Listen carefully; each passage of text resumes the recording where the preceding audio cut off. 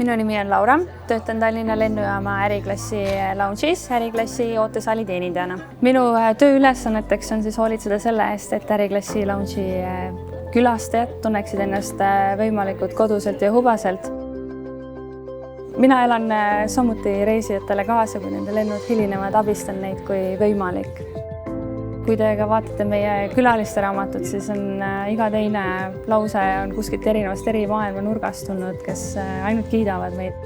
Tallinna lennujaama kogukond korraldab aastas 2 või 3 korda ühisüritusi, kus me alati võimalusel osa võtame. Kuna ma ise ka reisin päris palju igal võimalikul puhkeperioodil, siis ma kindlasti jälgin, kuidas check-in tööd teeb või kuidas pagasiinimesed mu pagasiga käitlevad. Tallinna lennujaama lounge kindlasti mõjub inimestele koduselt.